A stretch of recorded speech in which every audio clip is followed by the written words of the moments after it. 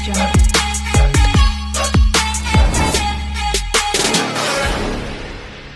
के साथ नॉर्थ में भी कई प्लांट्स है, डीवीसी का प्लांट है, टीपीसी में भी 8-10 प्लांट्स हमारे साथ बिल्डिंग माइंस के साथ और यूनिट प्लांट्स है। ये सब में हम लोग टारगेट से अचीव किया।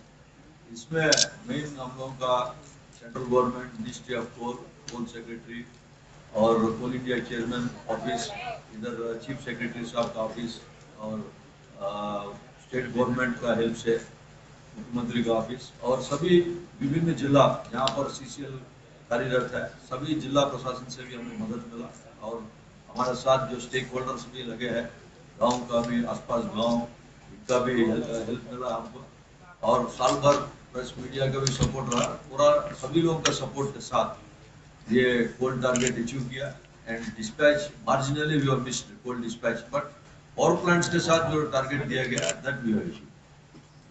और इस साल हम लोगों का बाकी भी कुछ फॉरेस्ट क्लियरेंस भी कुछ में स्टेज 1 मिला, कोरनाडी केडीएच इनके एरिया में काफी पुराना माइंस आप लोग सभी जानते हैं, पिछले 40-50 साल से वहाँ माइनिंग हो रहा, बट फॉरेस्ट क्लियरेंस नहीं रहने से 3-4 माइंस का जो हालत मतलब जमीन की मिल नहीं पा रहा है। कारो माइंस हो गया, राजारप्पा में भी दवैया का गांव से भी हम लोग स्टेज 2 क्लियरेंस होना है, उसमें भी स्टेज 1 हुआ है। पुणे शिवपुर में भी हमारा कुछ वायलेशन चल रहा है, इस बार स्टेज 2 का क्लियरेंस आ गया, अमरपाली का कोल ट्रांसपोर्ट रोड। इस प्रकार का विभिन्न लेवल में हम लोग फॉरेस्ट क्लियरेंस चल रहा है। और नया माइंस भी एक चंद्रगुप्त हमने अवार्ड किया है, कोटरे बसंतपुर भी अवार्ड किया। कोटरे बसंतपुर एक कोकिंग कोल माइन है 5 मिलियन टन का, जिसमें स्टेज 1 क्लियरेंस अभी प्राप्त हुआ है। फॉरेस्ट में करीबन 1-1.5 साल का जो प्रक्रिया है, मैं समझता हूँ कि 23-24 का जो फाइनेंशियल ईयर में काफी कुछ कोरनाडी केडीएच अमरपाली मगध और जो अन्य माइंस है जो कारो राजरापा, इसमें हम लोग गुरुमारी, इसमें जरूर स्टेज 2 क्लियरेंस होगा और ये होने से हम लोगों का लैंड अवेलेबिलिटी बढ़ेगा, जिसकी चलते वो भी में हमको थोड़ा सा मार्जिनली पीछे चल रहा है। ये होने से वो भी लक्ष्य भी पूरा करेंगे, जहाँ ओवरबर्डन ठीक होगा वहाँ कोयला उत्पादन का फिर कोई समस्या नहीं। और एक बार मैं सभी स्टेक होल्डर्स और राज्य प्रशासन, central government, ministry of coal, chief secretary sir, coal secretary साहब, चेयरमैन कोल इंडिया, सबको मैं इस मंच से थैंक्स बोलता हूँ उनका सपोर्ट के लिए। एंड सभी गांववासी हम लोगों के साथ जो जितना 8 जिला में हम लोगों के साथ जुड़े हैं, इनका भी योगदान है हमारा जो टारगेट में, इनके भी मैं यहाँ से इस मंच से हम उनको भी धन्यवाद। ओरिजिनल उत्पादन का लक्ष्य 30 मिलियन टन था, बट हमको फॉरेस्ट क्लियरेंस मिलने में अभी टाइम है।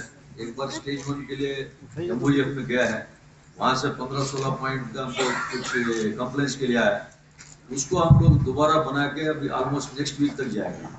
लैक ऑफ स्टेज 1 हम लोग उसको रिवाइज करके 18 मिलियन का टारगेट किया है। लास्ट ईयर 16.4 मिलियन टन हुआ है, उसके हिसाब से इस बार 18 मिलियन है, 8% ग्रोथ हुआ।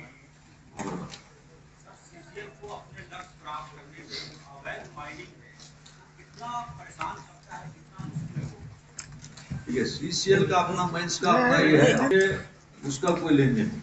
हमारा माइंस के साथ अभी क्षमता है, इस साल जो वर्ष 2023 हम लोग 10% ग्रोथ में जाना है।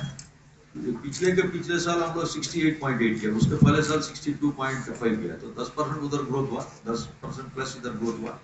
84 मिलियन करने के लिए अवैध खनन से कोई लेन देन नहीं है। हमारा अपना डिफाइंड बाउंड्रीज, अमरपाली माइन है, अमरपाली डेडिकेटेड रेलवे साइडिंग है, पेपरवार माइन है, पेपरवार साइडिंग है, मगध माइन है, साइडिंग है, वैसे बर्मो फील्ड में अपना माइन है, साइडिंग।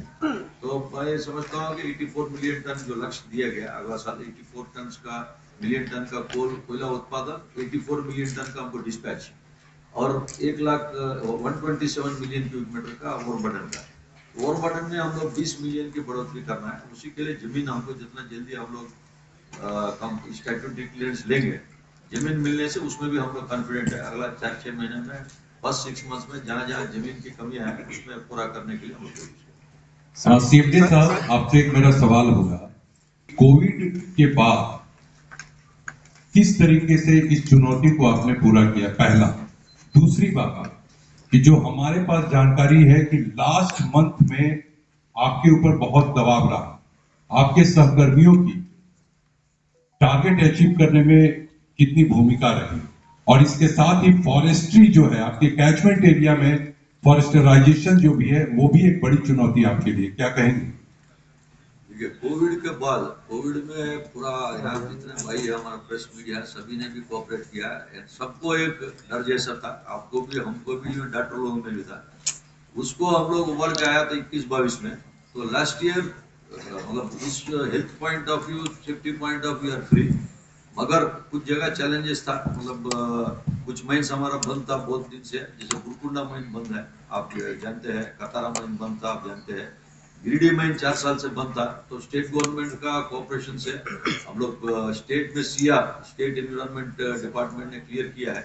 वो 3 माइंस चालू हुआ। इस साल में वित्तीय वर्ष में जो है हम लोग सिरका माइंस भी चालू कर रहे हैं, वो एक है। और यहाँ झारखंड में नेचुरली फॉरेस्ट का परसेंटेज ज्यादा है। कोई भी प्रोजेक्ट आप लेंगे, कोई भी अगर मान लीजिए, अगर आप चंद्रगुप्त लेंगे, कोटरे बसंतपुर, 1000 हेक्टेयर में 900 हेक्टेयर फॉरेस्ट। यहाँ प्रकृति ऐसा है कि नेचर ने, भगवान ऐसा दिया है कि यहाँ पर बिरसा मुंडा का, भगवान बिरसा मुंडा का क्षेत्र में है कि यहाँ पर एबंडेंट मिनरल है। आप कोयला में लीजिए, इंडिया के नंबर 1 है मिनरल वेल्थ बेस, इसमें रिसोर्सेज बेस।